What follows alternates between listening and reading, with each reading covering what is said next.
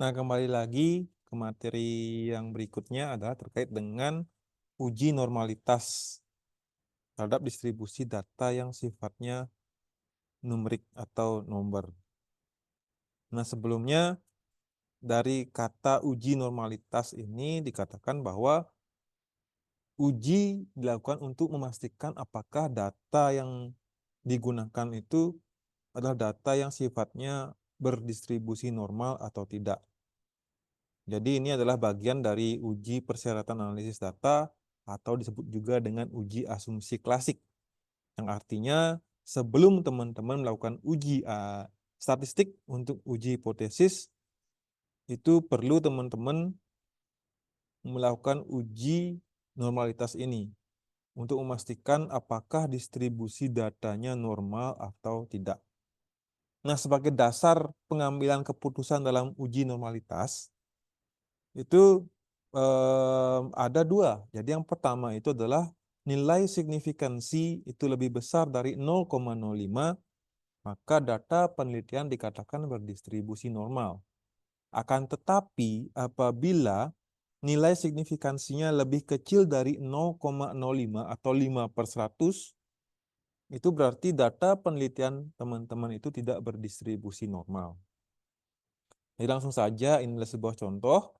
Teman-teman tinggal klik saja di bagian menu di atas, itu Analyze. Kemudian di bagian Descriptive Statistik, klik di bagian Explore.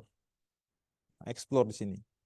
Nah, di sini kelihatan bahwa ada dua variabel yang sifatnya independen atau variabel bebas, dan satu yang akan diuji sebagai variabel dependen. Sehingga di sini kita klik bagian kinerja, itu kita masukkan dengan tanda panah ke bagian dependent list di sini. Nah, kemudian ada tulisan plots. Klik di bagian plots.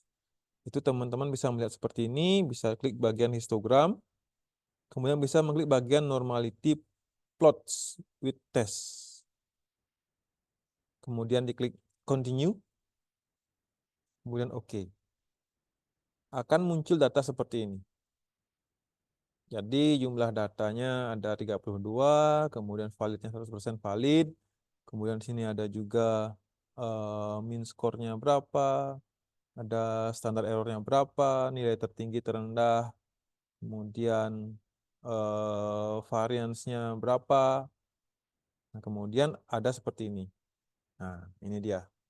Jadi test of normality ini menunjukkan bahwa ada dari hasil kinerja itu nilai signifikansinya itu adalah 0,2. Yang artinya ini di atas nilai yang nilai standar ya. Jadi kalau di atas 0,05 atau 5/100 itu nilainya lebih kecil dibandingkan 0,2, sehingga dapat dikatakan bahwa datanya bersifat normal. Atau mungkin dari rumus Shapiro-Wilk. Jadi ada dua rumus ya. Jadi rumus normality itu ada dua. Ada Kolmogorov-Smirnov dan ada Shapiro-Wilk.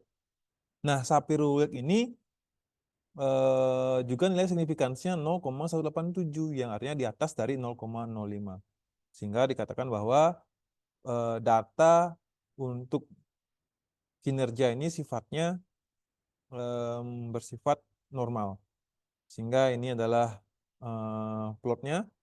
Jadi kelihatan datanya tersebar seperti ini, dianggap datanya normal. Nah, jadi teman-teman bisa melakukan uji coba untuk nilai-nilai yang sudah atau data yang sudah dibuat, silahkan diuji coba untuk menguji normalitas tesnya.